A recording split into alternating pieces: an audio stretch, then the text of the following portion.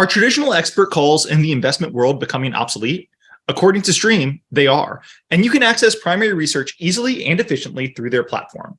With Stream, you'll have the right insights at your fingertips to make the best investment decisions. They offer a vast library of over 26,000 expert transcripts powered by AI search technology. Plus, they provide competitive rates on expert call services, and you can even have an experienced buy-side analyst conduct the calls for you. But that's not all. Stream also provides the ability to engage with experts one-on-one and get your calls transcribed free of charge, all for 40% less than you would pay for 20 calls in a traditional expert network model. So if you're looking to optimize your research process and increase ROI on investment research spend, Stream has the solution for you. Head over to their website at streamrg.com to learn more. Thanks for listening, and we'll catch you next time. All right. Hello, and welcome to yet another Value Podcast. I'm your host, Andrew Walker. If you like this podcast, it would mean a lot if you could follow, rate, subscribe, review it wherever you're watching or listening to it. With me today, I'm happy to have on my friend, Hawkins Entrecans. Hawkins, how's it going? Good. How are you doing? Oh, I should have said Hawkins is the founder of Wharton Capital. I'm doing great, man. It's great to have you on. I didn't see you this weekend, which was disappointing. But before you get started, let me just start the show the way I do every podcast, and that's with a quick disclaimer. Remind everyone that nothing on this podcast is investing advice. Neither of us are financial advisors. Please do your own work. Consult a financial advisor, whatever you need to do. Hawkins, Wharton Capital is a real estate focused fund. I know you guys blend between private and public. So we're having you on because you did a rather long 3-part series on Vornado. The ticker there is VNO. So I'll just toss it over to you. What is Vornado and why are they so interesting right now? Yeah, so Vornado is a REIT that is focused, primarily on New York office space, but they also own a bunch of different things. And the second largest component of the portfolio is New York high street retail. Really, really top end stuff like in Times Square and Fifth Ave. And they own a building in Chicago and a couple of buildings in San Francisco. So the majority of their value, right, is right here in New York and really in Manhattan. So it's a very, very kind of high end Class A, or typically historically regarded as, before office has been, in the toilet, regarded as, one of the sort of the higher end, more premier REITs in the world. So, and I should have mentioned at the start, I'll include a link to all the Vornado notes in the show, all your Vornado pieces in the show links, so people can go and follow those. I guess the question is, like, everybody know, every day, just high level, people wake up and they say commercial real estate's a disaster, right? People, in the past 3 months, there were the hotels in San Francisco. Some people turned the keys over to there. Brookfield walked away from a couple of office towers in downtown LA. And obviously every place is different, but you'll see headlines all the time of work from home forever. I think that started to end, but work from home, all these empty office towers, all of this sort of stuff. And I think when people hear Vornado or any of the office towers, people just like vomit in their mouths a little bit and they say, hey, these things are dead. And even if you don't believe people are going to work from home forever, like the headwinds are just so negative on these things. And I think that would just be the first question for anybody, because obviously your piece on Vornado was very bullish. I think that would just be the first question. Like, when people hear all of this and see all this negativity, what are they missing? Why are they wrong? Well, I think that, if you look at the actual details, right, it's really just not as bad as all the headlines would have you believe. I think the big thing, there's two components to this, right? There's this sort of just a downturn in demand, which we're having recently. You've had it from COVID as well. And then, the bigger piece is obviously work from home as it relates to office. And that's sort of the new and unique thing. And I think that, people are having a really hard time, getting their hands around that, or their arms around that. The other part is commercial real estate generally, and office is suffering from this as well, right? Is the rise in interest rates. And I think that, there are issues, Parkgate, back to Keys as hotels and SF. I think SF is frankly a bit of a uniquely challenged market, but it's really not that bad. Real estate's a very cyclical market.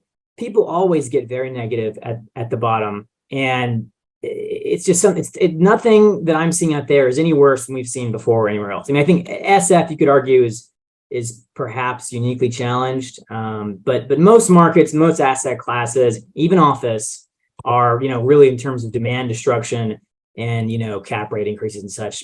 This has all been seen before. It's nothing that's absolutely crazy, and prices have become, in my opinion, way overblown. I think the market, something like a little bit, is really pricing real estate in general like bonds, right? Just interest rates are up, prices goes down, right? It's all these, I think financial people who have never actually owned any real estate in their lives, I think they kind of forget that, real estate is a commodity that you can produce, right? And so it's governed, ultimately, the long-term prices are governed by the forces of supply and demand, right? And so, the value equation is, okay, it's income and cap rates, your multiple you're paying. And so, yes, the multiple can and will change as interest rates vary, but people forget that really what your values are anchored to long term is the cost to build a new building. So long as there's sufficient demand to build new buildings, and in certain, Detroit, for example, right? There's markets and asset classes, Midwest office for the last 25 years. There's barely been demand to build new buildings. So, it's not demand, the whole thing kind of falls apart. But as long as there's sufficient demand, right? It's just simple math. If your cap rate is higher, your incomes have to go up, and that can take a lot longer to adjust than interest rates rising. I mean, admittedly, this is the fastest increase we ever had, right? So it's a bit of a unique experience, but it plays out over several years. And you see it even for example, in multifamily, right? Like cap rates are up from 4 to 5, and values are not down nearly as much in the private market, because a lot of that, at least in the stronger markets, has been offset by growth in income. Multifamily is a very clean one because rates reset every year. It's had good demand growth, and so I think people overlook that. They kind of forget that that's the case. And so over a 3 to 5 year view, if you're, as an investor, if you're looking at it over a little longer term, you're going to see, if rates stay as high as they are, you're going to see really strong income growth across commercial real estate as a whole to close these gaps, because a lot of asset classes are trading below replacement costs. And replacement costs, by the way, we had this lovely bout of inflation, call it, what do you call it, 20-30%. So construction costs are up 20-30% across asset classes, and in certain markets and asset classes, it's up way more. Big warehouses are up like 100% since pre-COVID. It's absolutely crazy. So, I don't see that changing that much. I think it might come down a little bit. I mean, as a developer, I hope it does go down somewhat. I'm building some projects soon.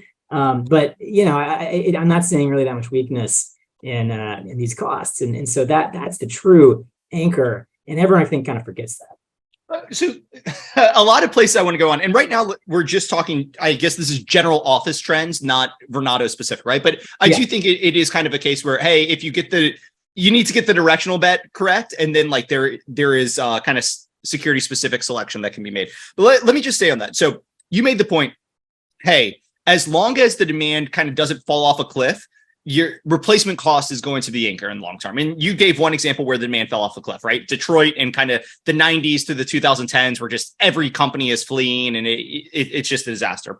I guess people might be looking at New York right now. And the reason New York's been such a great market is, hey, if you want to have a New York office building, there's only, what is it? How big is the island? Like, I don't know, 20 square miles or whatever. I have no smaller than the DFW airport. Let's put yeah. So the Manhattan Island, there is a limited supply where you can build these buildings. And then there's all sorts of zoning regulations. It's really hard to build a new building.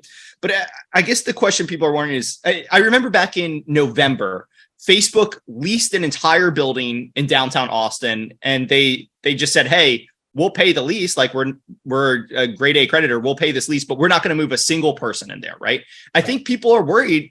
I do think people are worried a little bit about your scenario you laid out where, hey, New York is just all of these office buildings that were built in the 2000s, the 2010s, even before. Right now, New York is just massively oversupplied. And and we can get into lease rolls and everything, but basically, as over the next 5 years, as all the leases that were signed in the 2010s kind of start to roll off, you're just going to see, hundreds of empty floors of office buildings. And yeah, over a 50-year time frame, those floors will probably get filled. But for the next 10 or 15 years, you're just in a massively oversupplied market. People are desperate for anyone to fill these things, and earnings are going way down, and you're going to have 10 years of oversupply. And eventually someone will make money on it, but it's not going to be today's equity holders. It's going to be like tomorrow's creditors, if all that makes sense. Yeah. No. I mean, I agree. This is sort of the fundamental piece to all this. And I think, just as a quick aside, I think at current prices, you could still make money even in these really, really downside scenarios. So I think, but for my NAV to be correct, which is almost 3x the stock price, I think what you described, right? I need to be broadly correct about, New York not being Detroit. Now, I still think there's a decent amount of upside in the current price, even in sort of some of these worst case scenarios. Because the reality is, right, Detroit, the value of real estate did not go to zero, right? There's still assets that have value, there's still investors. So I mean, even in these sort of absolute worst case historical precedences, like things did not go to absolute zero. And Vornado's so cheap right now that I think it's hard to see it, even in a worst case scenario, getting much cheaper. But to talk about this sort of broadly, right?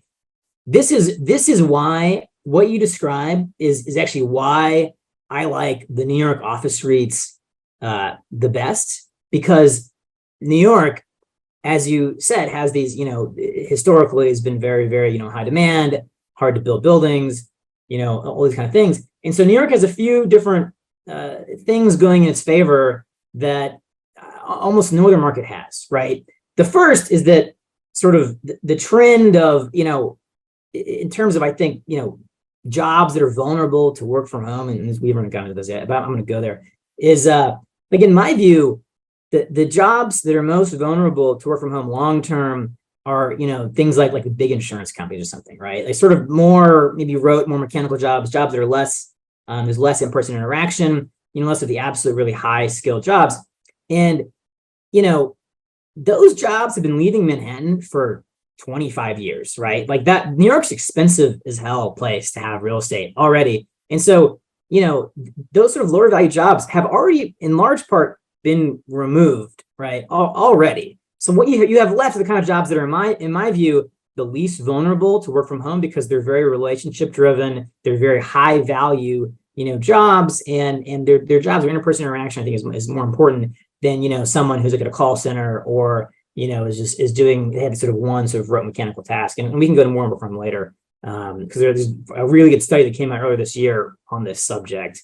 But so, I think Manhattan has the job base that is probably going to be the most resistant to work from home in the first place. And then, the cost structure and the supply structure, right? So the demand for other real estate in Manhattan is really good still, right? I think people who don't live here, who don't come here, may have this idea as sort of New York being dead. Residential rents are, as I can attest painfully. I'm laughing because Alicia and I are looking for a new apartment. Our lease is up at the end of August. And I can assure you, I was like, oh, maybe we're going to have a mini recession. Maybe rents. I can assure you the demand for residential real estate places has not gone down recently. I'm looking too. And it's gone up so much. It's like up way now, up from pre-COVID.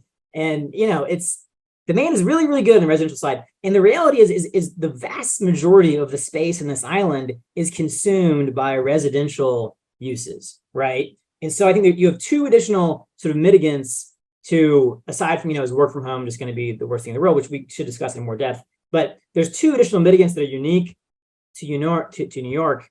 Other markets don't really have. The biggest one is conversions. I did a whole article on this, which I'd recommend people reading. But, New York has essentially, most markets have one or two old buildings that have been converted, but New York has by far and away the most historic, conversions of office, residential, of any market, also hotel a little bit.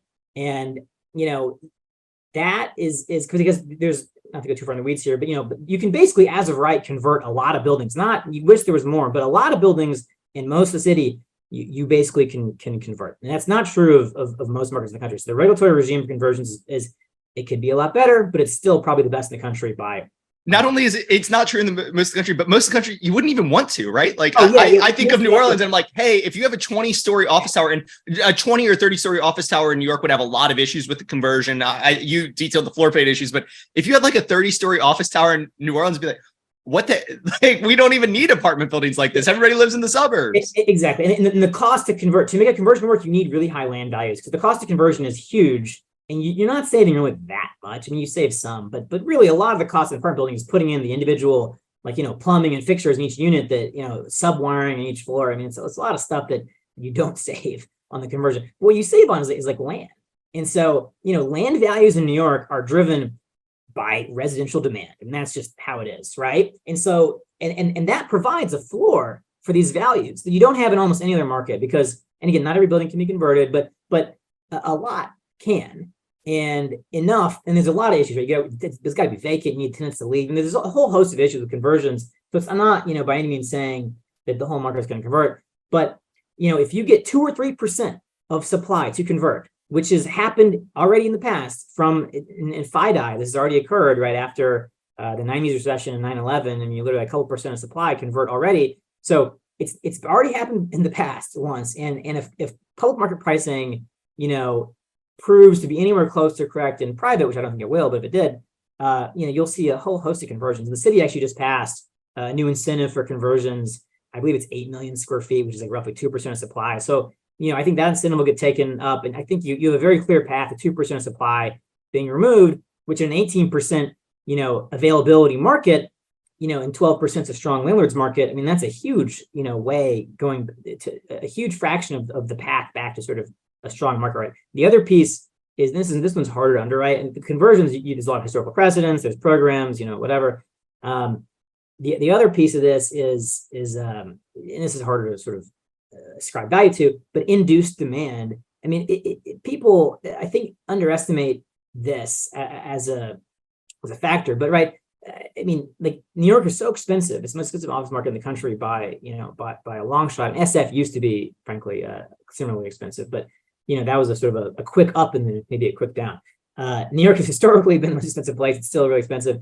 And, most users of real estate in Manhattan are constrained in terms of what they would probably ideally consume and, what they can afford to consume. And so as prices go down, people consume more space. And so that's going to offset. It's really hard to say, what is that worth, right? And so I wouldn't ascribe too much value to it, right? But the reality is, and that's going to be a decent piece of additional demand where, if prices, and again, prices for sale, prices are down, 30%, which is sort of my base case, by the way, and the market's pricing in almost 60%. Do you just consume the same amount of real estate and pay, half the price? Or if you're a buyer, do you just buy maybe 1.5 times as much real estate, right? I mean, and for the home, think about your home budget, right? If in New York, if you could buy a house, right, magically for half off, do you buy more house or do you save the money, right? I think most people probably go somewhere in the middle. They save some money and they buy some more house. So that's hard to underwrite. We've never really been there before. It may not even happen because it requires prices to fall a lot. But that's another sort of outlet of sort of, for the market that almost no other market really has. So I think New York has a lot of unique characteristics, and that's why I like the New York office REITs the best. I think they have the least work from home risk, and I think they have the best path towards removing additional supply in sort of a worst case downturn scenario. I think conversions are going to be could be the lifeline of the market. I don't think it gets that bad, but if it does, right, you have a very clear safety valve to blow off a ton of additional supply. The northern market has.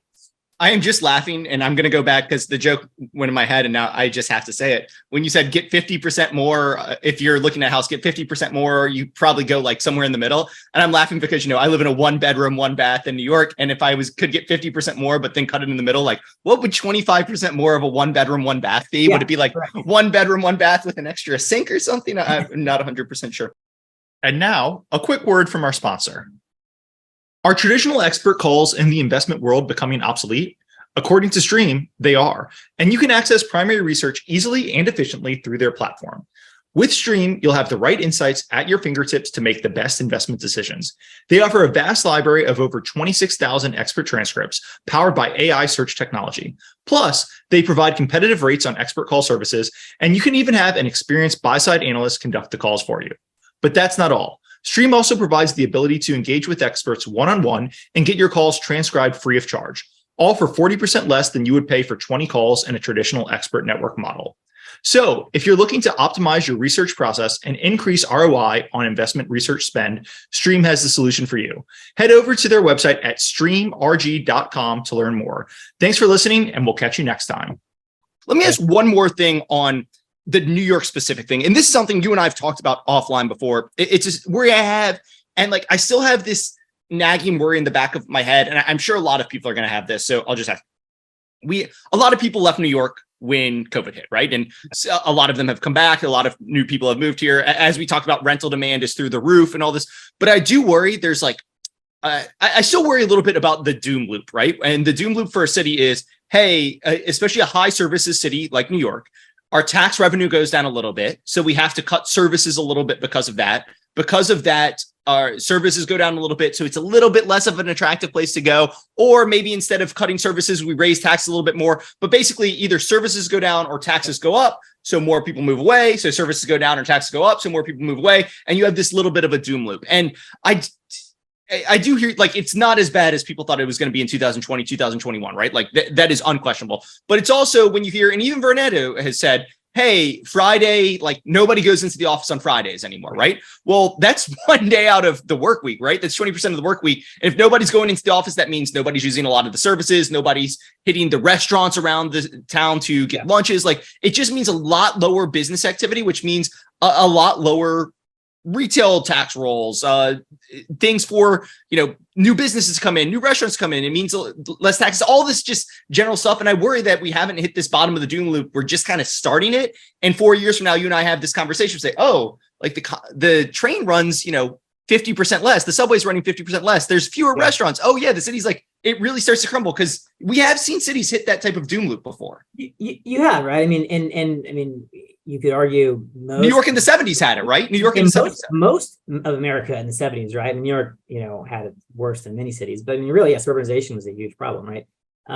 So, I would just say on the doom loop, there have been very few examples of cities that have doom looped, outside of just the whole country from urbanization in the 70s, right? I think, Detroit, Cleveland, and so it's not very common. And there's really not that I can see any actual significant concrete evidence of this occurring. I think, you're looking at a bit of a decline in taxes. And so, but it's not that much really from office property taxes. And, New York has sort of uniquely versus many other cities has this built-in sort of runway of property tax increases from the residential space because they have these rules where you can't increase the value of a tax more than a certain amount in a certain amount of time. And so values have gone up so much in this city over the past 30 years that like huge swaths of the city are, taxed way below their value. And so they increase the max percent every year. So you have like this really long kind of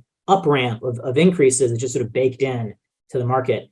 And, look, I mean, I do think taxes, you could see them go up a little bit more, but there's just, people, New York is a unique place. There's nowhere else like it. There's still clearly a lot of demand to live here. And, on the retail side from like work from home and could you see a doom loop emerge on that front? You're not seeing it, right? I mean, retail is the best it's been in years because, we had this big, we can go into this also more too, but, there was this big retail bust. And this is one of the reasons Vornado, I think, traded a big NAV discount, pre-COVID, had this huge retail portfolio. And this is a falling knife. And it's like, where the hell is, where does this thing land? The knife's fallen. Rents are now going up in most submarkets.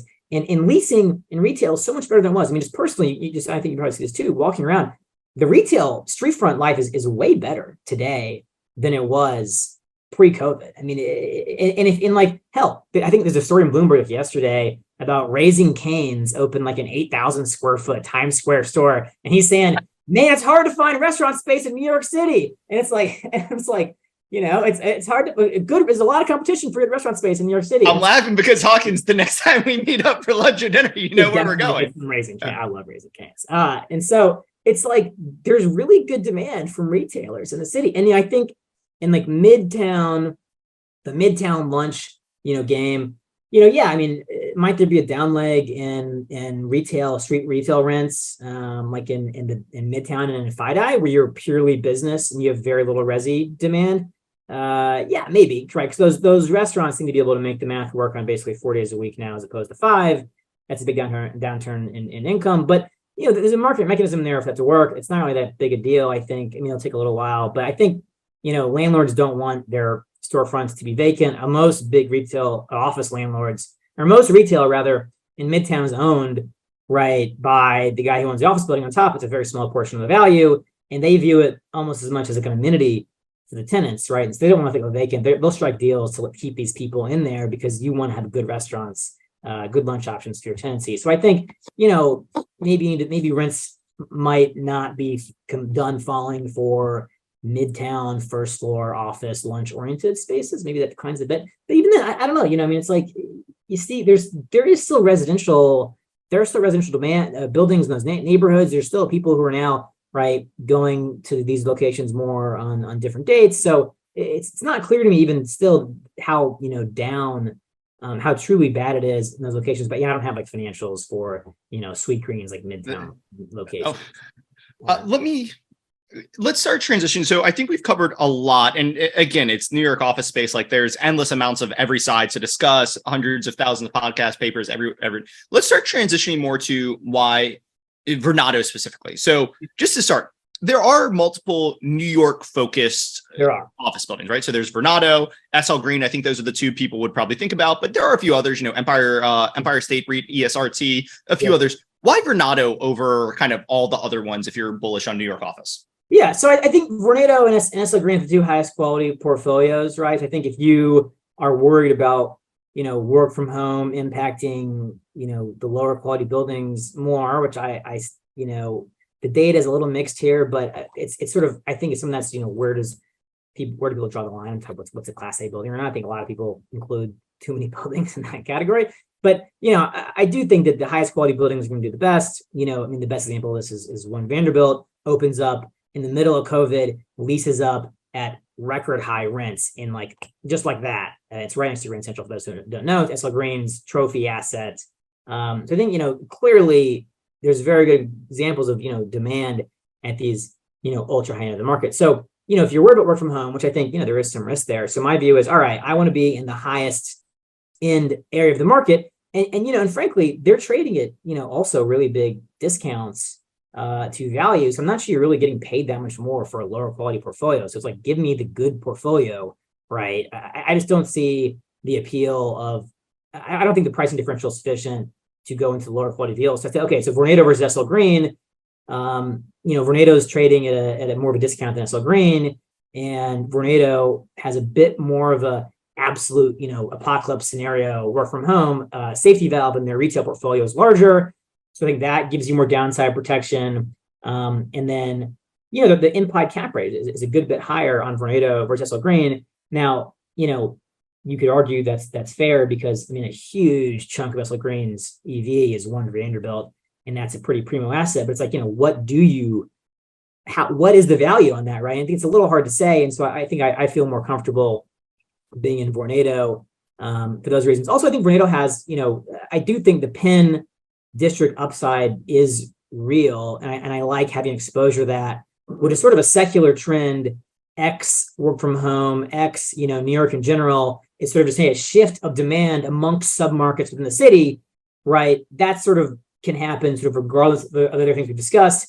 And I think there's real legs to that as we've seen. I think it could have more legs, frankly, in the future. And so I like having exposure to that upside of the long term that, is not necessarily at risk from some of these bigger macro questions, right? So I think it's got a couple of unique elements to it that to me make it the most attractive sort of cocktail amongst the options. I want to talk more. Let me just management real quick because I do think it's worth mentioning. So is it Vornado or Vornado? I never know. I can't pronounce it. No, I actually don't know either. I say Vornado. Do you know how it got the name? I don't. So there's like a Vornado fan company, but yes, that is it. If I remember correctly, Steve Roth, and this will transition well into my next question. If I remember correctly, and somebody can correct me if I'm wrong, but Vornado, whatever it is, was a bankrupt shell company, and I believe he took it over after the fan company went bankrupt, and I believe he took it over for the tax assets, and that's how it. If I remember correctly. Yeah, no, Vornado did go public. They took over a shell company, but I didn't realize it was the fan company because it was like still around, right? Or is that?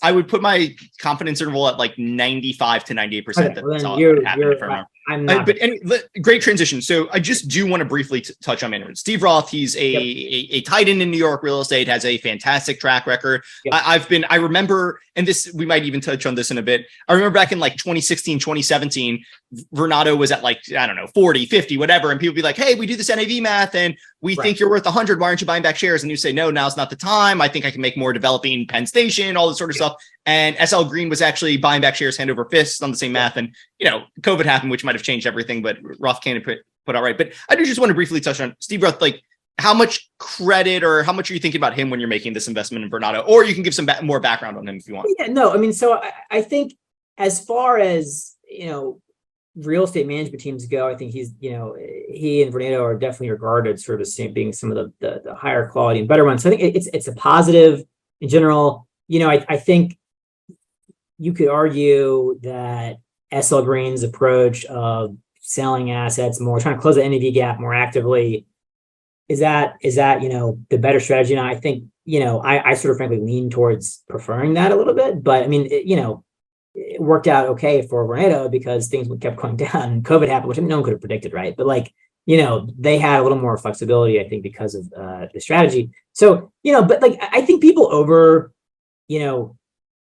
state and overestimate the value of management teams in the real estate business. I think if you're buying a company at NAV, it's hugely important. That's going to be the driver in the sector, right? It's the sector and the management team.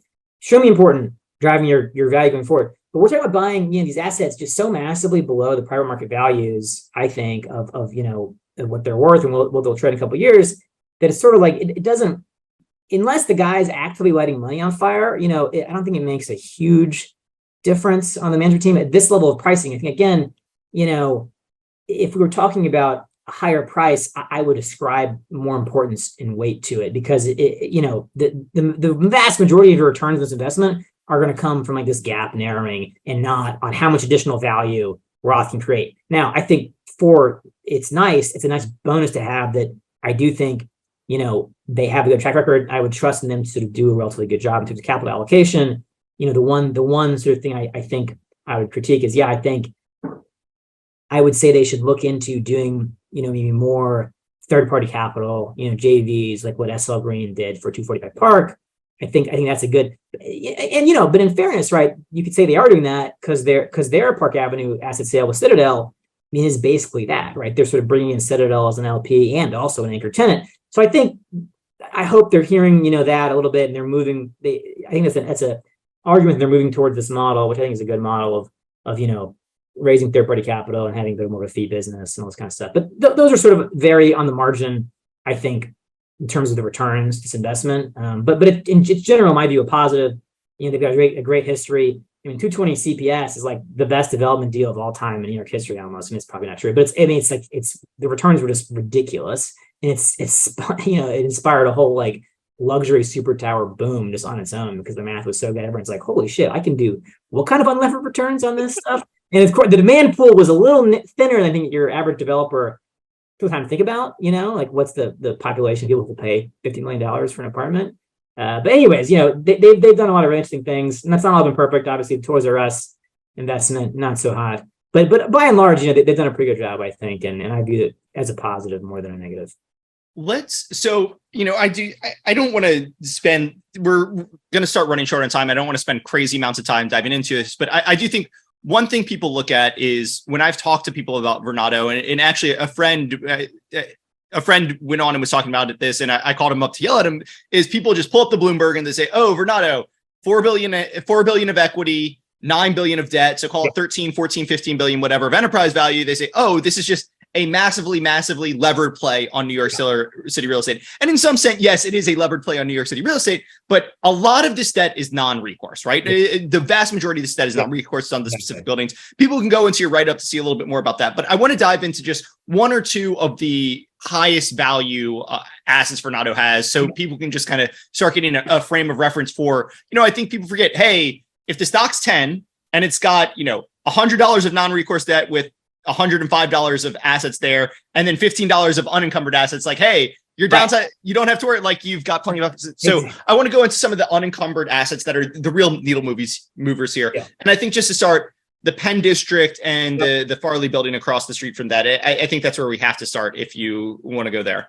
Yeah, no, definitely. I think, let me pull up some of my numbers here. So yeah, I look, Farley is probably the easiest place to start, and that is, I think that's an old file pulled up here. Can you just describe what that building is real quick for people? So Farley is it's a building right across the street. It is part of Penn Station. It's above Penn Station. It's a little hard to describe if you haven't been to it before, but it's adjacent to Madison Square Garden. It sits on top of Penn Station, a portion of Penn Station. Penn Station kind of stretches long under multiple buildings. really under MSG and under Farley. So it's right on top of Penn Station, which is, those who don't know, one of the biggest, if not the biggest transit hub in the country.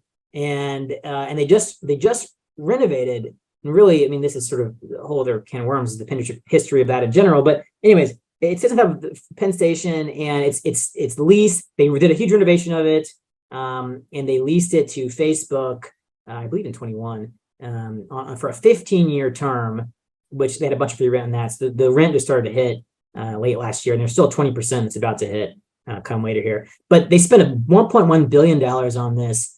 It's completely unlevered. They're getting a 6.2 yield on cost in this thing, and that's 15 years of credit tenant. And Facebook, by my understanding, this is like one of the buildings they actually want to occupy in New York. It's this one in the Instagram building over by Astor, which Vornado also owns. And so, it's a huge amount of money, and it's credit tenancy. And you can argue what's that trade for, but I mean, I think it's hard to deny there's a ton of value there, and there's no debt on that. And then the other two big. Let's just pause there. And I'm using your numbers from your write-up. But again, as you said, there's no debt on this, right? Yeah. So it's all going to flow through to VNO equity. VNO equity does have some unsecured debt, but it's not crazy amounts when you compare it to their non-recourse debt. You've got a 5.25% cap rate on that. You say, hey, that would be worth about $1 billion if I'm looking at that, which it would come out to like $5 per share in value. I think I'm kind of doing all that just glancing at your write up there. So again, the stock today is 18 per share, and you've kind of got $5 per share. And again, there is some unsecured debt at the Vornado holding level we'd have to deal with, but about $5 per share is just the Farley building, which has no recourse debt against it. Yeah. Yeah. Okay, right. Perfect. Exactly. Yeah. I mean, at cost, it's at 5.4 billion. I think it's definitely worth cost at a minimum. I'd argue it's worth more than cost, but if you want to be conservative, you can just use cost, right? It's $5.50 a share in cost. Yep. Yeah. So, so that's a big boy. And then the other two, really big dogs here are Penn 2 and Penn 1. So Penn 2 is it was an existing building, but it's essentially a fully redeveloped building. They took it down to the shell, they're reskinning it, building this huge podium. Look at the pictures on my write-up, or go to their website. It looks really nice. It's getting close to being done. I think it'll finish up later this year. And this is a 1.8 million square foot building, which is just enormous. They're putting $750 into it, and a brand new building right on Penn Station. By my math, if you use kind of 5.75 cap, it's probably on the incremental NOI, it's worth 1.7 billion, which I believe is actually a low sixes cap on the overall whole building, which I think is which is historically a really good number for New York office cap rates. I mean, even pre-GFC, they were sub 5, which is maybe you could argue a little insane, but New York cap rates have been, sub 5% for like 20 years for prime office space, even when, rates were much higher. Again, you could argue that the mid-2000s was a little frothy, but I think that this building also, and this is, they don't share details on how leased this is, unfortunately. So I don't have exact specifics on the leasing, but it's a brand new building right on top of Penn Station as well. And, looking at One Vanderbilt, right, which is right on top of Grand Central, which is a nicer transit hub, admittedly, that leased up just so quickly after opening. So I think this is going to be a really nice asset when it completes, which is happening literally later this year. And so, this is easily I think, 1.7 billion in value by itself. And again, there's no debt on this thing. On Farley, we should mention there is a ground lease on Farley, but it's a flat rate for 100 years. So it's with the city. So I don't think so run that model out and discount it back after. Yeah, I don't think it changes that much. And in Penn 2, so Penn 2, that's Penn 2. Really nice asset. And then its sister building is maybe the trickiest of the three to value. Penn 1, even bigger, 2.5 million square feet here. They just did a redevelopment of this, but they didn't do any reskinning. It's more of a lobby, lower level podium, amenity package, rehab. But they didn't do any, full building reskin like they did in a Penn 2. And, they're apparently seemingly directing most of their leasing, activity here and it's getting really good traction. You know, rents are $100 a foot now. Apparently, the new leases up from like $60 a foot before the renovations. They've, you know, massively increased rents here. But the tricky thing is here is it's on a ground lease, and the ground lease resets every 25 years based on fair market value of the asset. And they are right now in the middle of negotiations for, you know, what this new ground lease rent is going to be.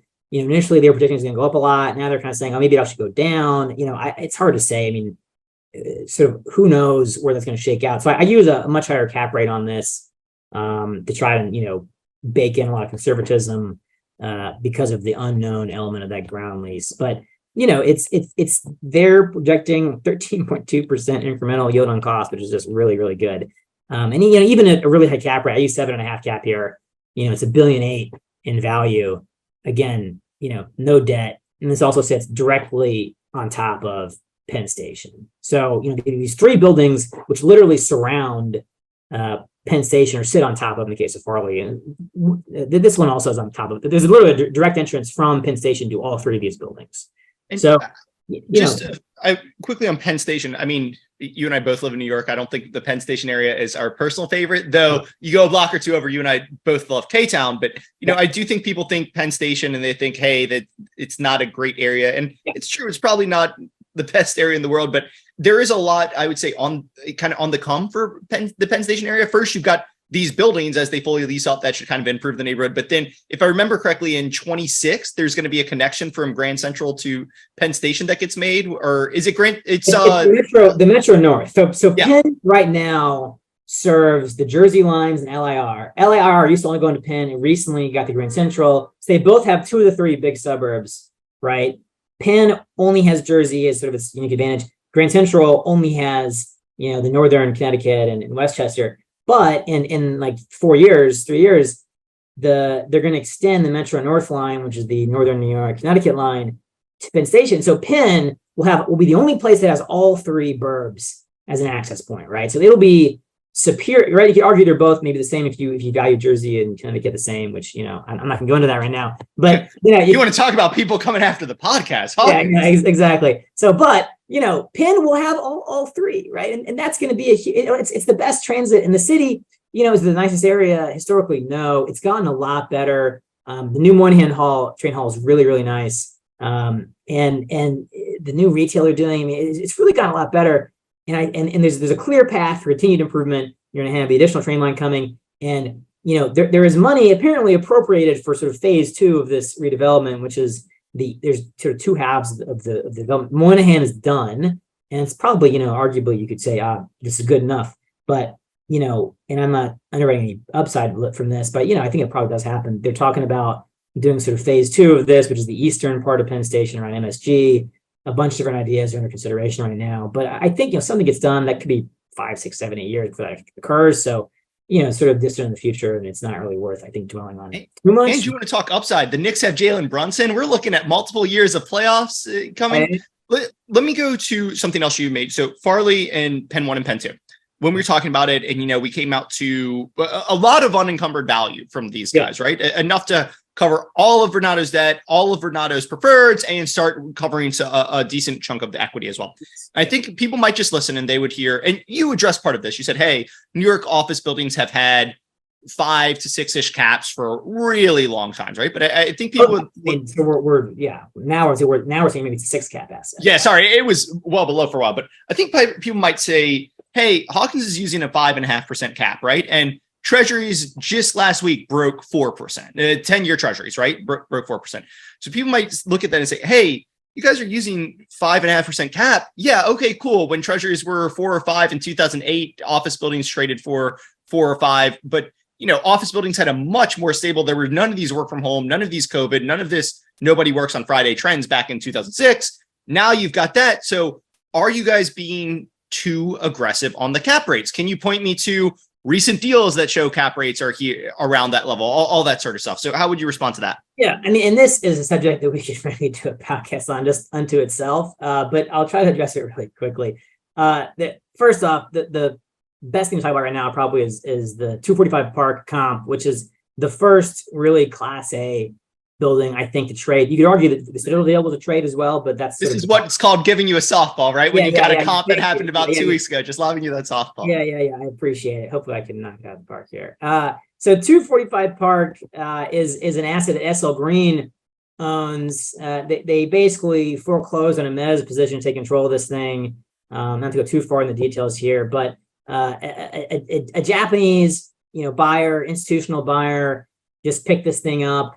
Literally like what, 3 weeks ago or something. It was announced 3 weeks ago, and it was just a great comp.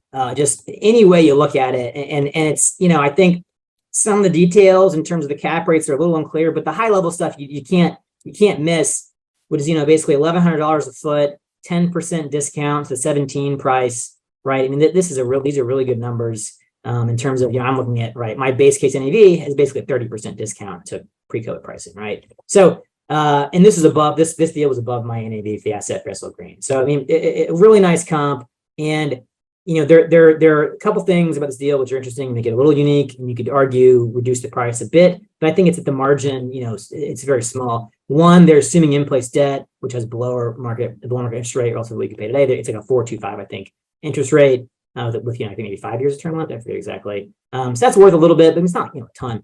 And then they also, and this I think some people would point out as being sort of a negative. To me, this is a huge positive. They also bought a huge chunk, $500 million of the mezz debt. This is the scuttlebutt below, right? The equity they're buying. So they're not just putting in a small, because the face deal was like I think $200 million of because it was so levered, right? The actual cash outlay was $100 million at their share, but no, they're buying the mezz debt for some slight discount. Again, it's a little unclear, but it's maybe $30 million, $50 million is what I'm hearing. So it's not a huge change in the overall scheme of the value they're getting. So they're putting in hundreds of millions of dollars in this asset, right? The real money, and they're going to invest more money into it to sort of ramp the building and then lease it up.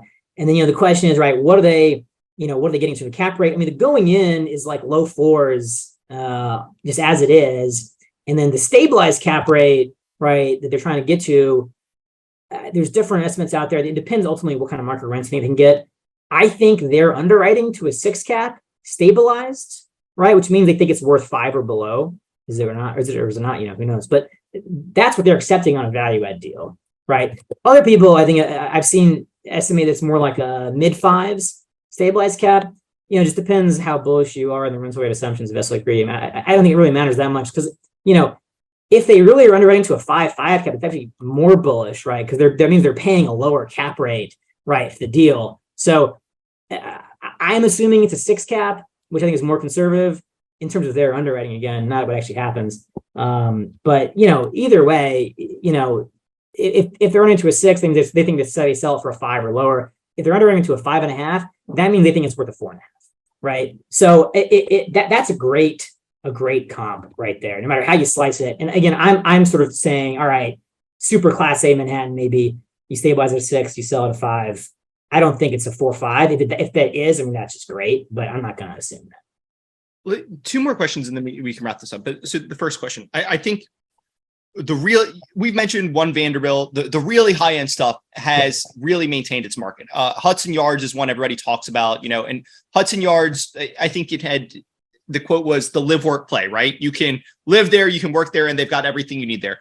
Penn, nothing that Penn's doing has the live part of live, work, play as far as I know, but Penn, all the Penn stuff specifically would have the work and play, right? You can work, they're going to have a lot of amenities as we talked about. And I think Steve Ross said, hey, once these open up, that really improves everything around Penn Station, right? The new fixes, the eyesore, I think was the quote.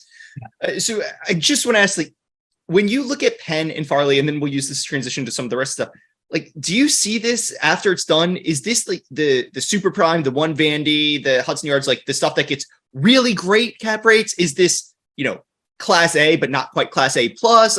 How do you kind of think about that? Yeah, I mean, so my sort of base case underwriting is that it's sort of a step below the ultimate sort of top tier in terms of the rents they can get. I mean, they're I think, they're getting, significant discount. Hudson Yards is a huge premium right now. I think it's like 30% or higher in terms of the rents they're getting at Hudson Yards versus Penn.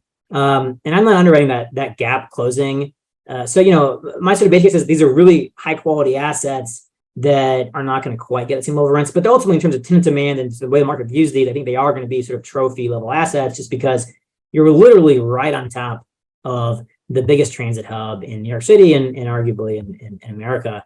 And I think, like, if that's not a trophy asset, I don't know, what is, right? Because I mean, it's hard to define trophy. It's a bit of a maybe overused term, but these sort of ultra prime new buildings right in the transit hubs they're irreplaceable, right? There are only so many of them. You can't make new ones.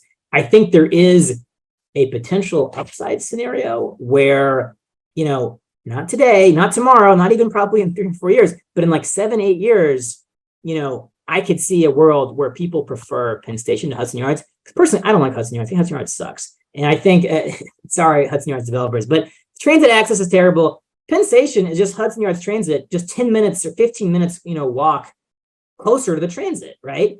And so it just Hudson Yards is better transit, but it's grittier, right? And so if you can remove the grittiness, there's just no world in which Hudson Yards is better than Penn Station, right? So if that goes away, Penn Station is a better version of Hudson Yards, right? And so, is that going away tomorrow? I don't think so. But in 7, 8 years, I mean, I think it would not be crazy if people think, oh, of course, like Penn Station is superior to Hudson Yards. Why would you lease this building 20 minutes, walk to the west? Like people, hate on 3rd Avenue, which is like a little bit further east on the east side of Manhattan, right? Hudson Yards could be the 3rd Avenue of the west side in like 10 years. I'm not saying it's going to happen, but it's not that close to transit. All we have is the 7, which is not that, it's a single subway line. Look, I heard, and you want to talk about, like we said, live, work, play. That's what everybody wants right now, right? Well, you want to talk play. Madison Square Garden, the only concert and like the only arena in all of Manhattan, it's right there next to Penn, right? So I do think there's a play thing. Let me last 2 questions. So first, actually, before I get there, we talked about, we don't have time to talk every building, unfortunately. There is a lot of other buildings with value. Like I know you valued the Mart at about 800 million. There's literally billions of dollars of New York City office and retail buildings that we didn't get to talk about that they have access to. Just real quick, is there anything, any specific asset or upside that you pointed at? Again, people can go read the post on your Substack, but that you think we should just mention real quick? Yeah, I think it's worth dwelling, briefly on the Citadel 350 Park deal, which didn't get nearly as much press as this 425 sale, but I mean, in my view, is like almost equally as important. And this happened like 6 months ago. Now, it was before the deal was struck, before the last round of interest rate increases and before the banking crisis, right? So you could argue it's a little out of date in terms of the timing. So maybe it's a little high, but it's still, essentially what this is Citadel, has agreed to buy, this site from, Vornado and Rudin, the building next door, not too far into it, for 1.2 billion, which is just significantly above my NAV for the asset, which is already, by the way, massively above the share price. There's a huge vote of confidence in these sort of Class A assets. And, the slightly different thing here is that their plan is to build, and the deal is a little more complicated. You should go read about it. It's not worth going into exact specifics here, but essentially, right, they're buying it for this price. There's a couple of moving pieces there, but Vornado can put the option to King Griffin if they want to, so they can force a sale if they need to. Anyways, so the different thing is this is a development site because the plan is to build a new building, but like this is great on 2 fronts. I mean, you're selling this deal essentially for well above my NAV. And it's this huge vote of confidence, not only in the investment sale market, the value of these buildings, but also, there's a leasing value to it too, right? You have it's an office user, Citadel, one of the largest hedge funds in the world, right, is saying, hey, we want to buy, we're willing to pay literally top dollar for a new office building in New York City. And they're paying $700 a foot to the buildable on the new proposed tower they're looking at doing. And Citadel will take half of that building. Citadel is basically saying, hey, we want to lease a ton of New York office space. We also want to buy a ton of New York office space, which is just a great vote of confidence in the market at these absolute top of the market, high-end prices. So I think that's really, in my view, to me, that was hugely bullish when that happened. And, there was like basically nothing, no one reacted at all to that sale. But I think that's just a great indicator. So I think that one's worth, people looking at it and thinking about it. Let's go to my last 2 questions. So the first is, people who have followed this industry for a while, and I remember reading in 2018, SL Green stock price was at like 80. And we kind of mentioned this earlier, but SL Green stock price was at 80, and they would have slides in their deck that said, hey, the market value is at a 7% the stock market value is at a 7% cap rate. We have all these private deals that point to a 4.25% cap rate that would value our stock at $150 per share. And we kind of talked about when we were saying, and they bought back shares like crazy. Vornado kind of developed Penn. Vornado's kind of been proven right on that point. But I think people look at this and say, for the past 15 years, if I've looked at an office REIT, I've been told private NAV is way above public NAV, and we're going to close the gap in some way, shape, or form here. And for the past 15 years, I've just gotten my head beaten in doing that. And obviously COVID changed things, but SL Green was pitching the same thing back in 2021, and the stock's down like 66% since 2021. It's not like COVID was very well known in 2021. So what would you say to people who are just like, look, I've heard this pitch before, but it's just the market doesn't care, and I always seem to lose value here. Yeah, no, totally fair, right? And so I think there's a couple pieces of this. I mean, first, just more focus on Vornado. They both traded discounts. Vornado has always been a bit of a bigger discount. So the SL Green discount was not quite as much. But I mean, I think it's very, to me, relatively easily explainable. And I think the issues that cause this, I think, are now all sort of arguably going away. You could argue one is not. But I mean, basically, the reason I think that these companies are trading at these big discounts pre-COVID, one is common to both of them, which is, big development pipelines, right? These guys are very active developers. Most REITs are not. These companies have huge portions of their value. I think probably almost the high, if not the highest, and among the highest of any REIT in development, spending, and work.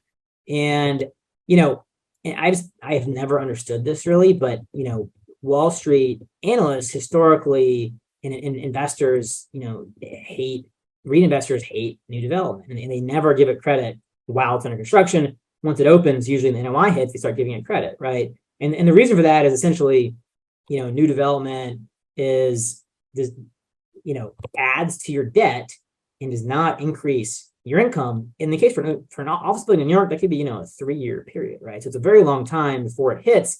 And, Wall Street is just so freaking impatient that, the idea of having 3 years of FFO drag, God forbid, that's actually an accretive investment long term, right?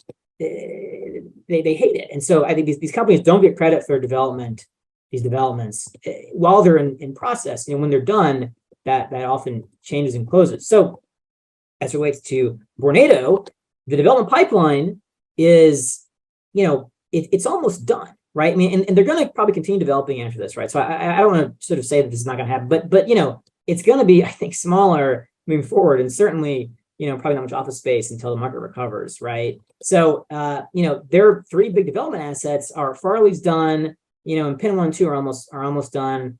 So that's coming to an end, right? Soon. The NOI is starting to hit, right? And you can't ignore that for too long, I think, once the NOI hits. And then the other piece, which sort of relates to development a little bit with Penn and Vornado, is Vornado specific.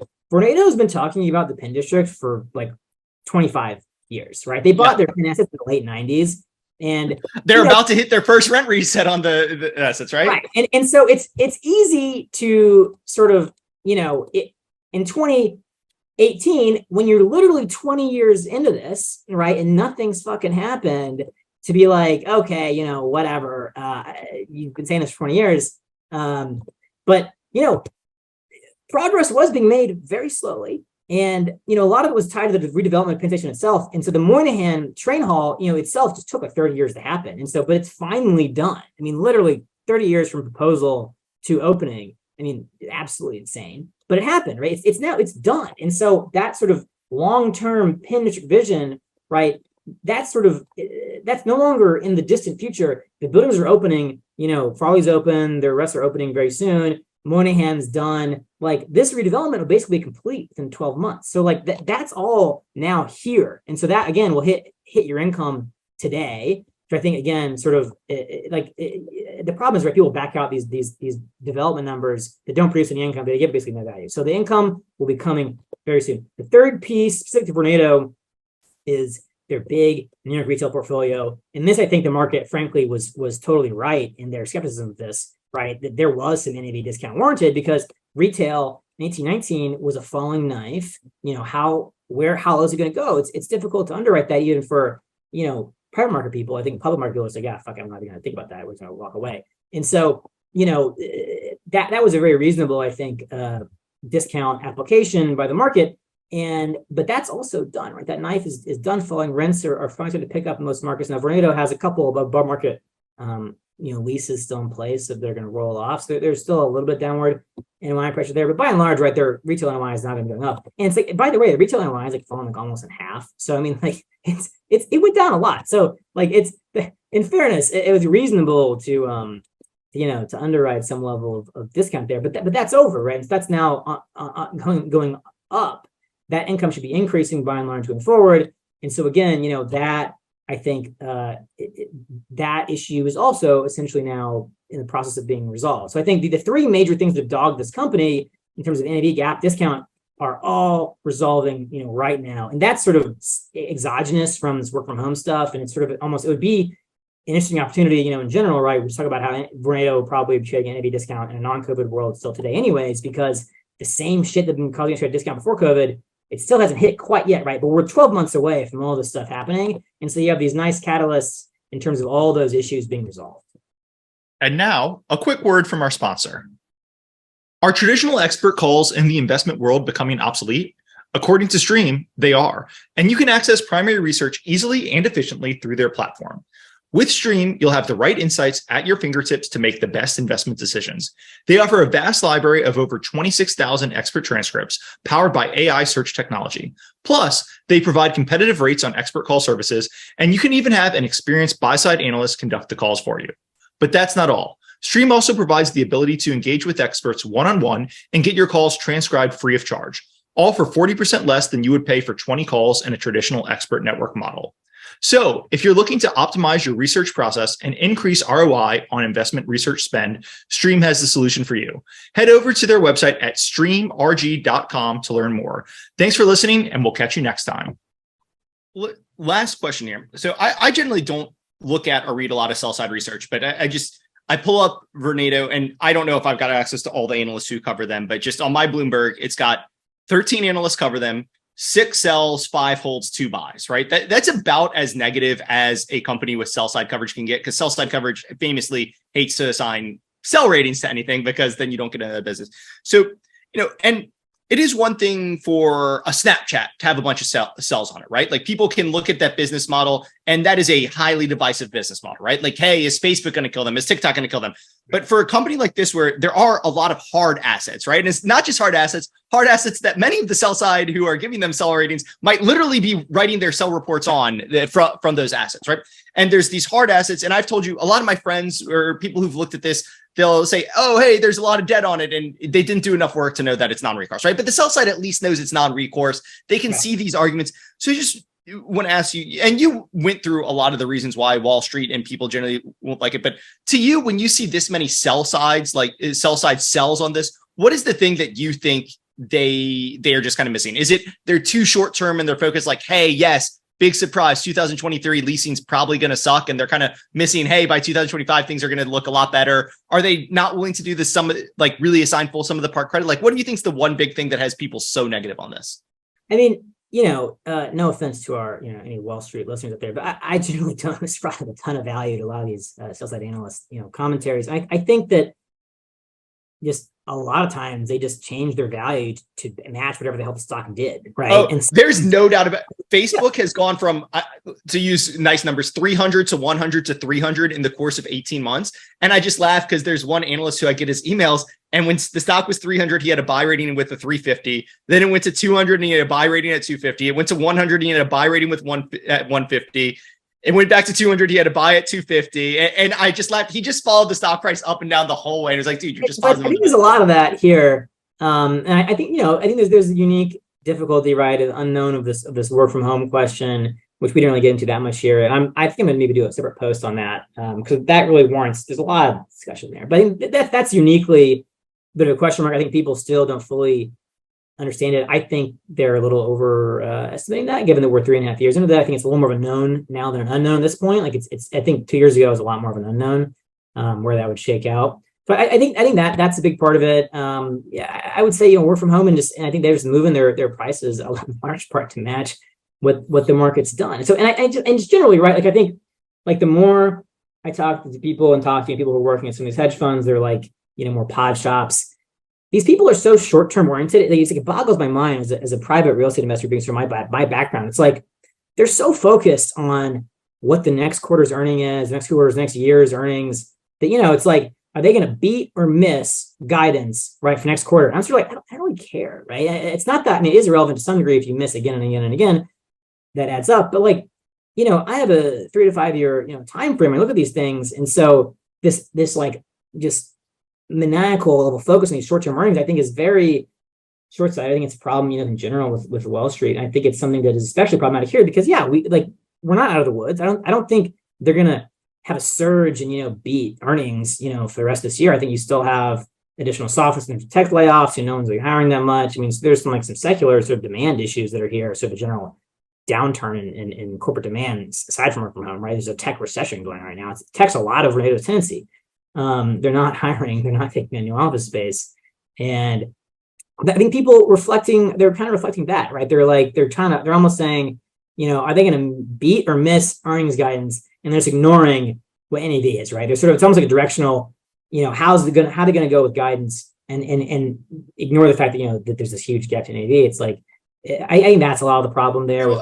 I definitely hear you there, but I do think there is also something to, hey, they understand the NAV math, but I think it can be very focused on short term, but I think there is also something where they're saying, hey, I understand you're running math and saying NAV is 50, right? But what they're saying is estimates are coming down. And, I did this earlier. If you look at Vornado's 2019 10K, like only 30% of the leases from 2019 have expired up to today, right? So like 70% of the leases that Vornado has currently, and this is ignoring like some of the new buildings, but 70% of the leases are from things struck pre-COVID. So I think what they're saying is guidance is too high, everything comes down. And then when you run a cap rate on everything where everything's coming down and everything's deteriorating because the environment's deteriorating. But no, I get you. Like the big difference to me is 18 months ago, you were assigning a lot of value to the non-pen, non-trophy buildings, right? Because that's how the math kind of works. Today, at $18 per share, you're really just valuing, as you said, these big trophy assets that have very positive trajectories, and they're not fully locked in, right? Because they do need to fully, especially the pen buildings, they do need to fully lease them up. But these are big trophy assets that are very much where the world has headed, and they do have like a lot of other positive trends inside of them. And you're kind of only underwriting that and everything else is gravy. Yeah, exactly. I think, again, I think the income will probably go down a little bit. I mean, there's offsets to these buildings opening up, but just like same store income, right? Well, I think it probably will decline a bit. And, how much does it decline? I think if you assume, I think I did this in my first post, right? If work from home is if we're halfway through the impact of that, which I think is conservative, if you're 3.5 years in and you haven't figured out, what you're doing, like what's going on, right? If someone's if a company's fully remote, that space is on the sublease market and it is reflected in the vacancy and reflected in the current, issues you're seeing, right? So, but if you assume we're only halfway there and somehow half of these users have not, made a decision with how they're gonna do with their space, you might see another like 8-10% decline in NOI.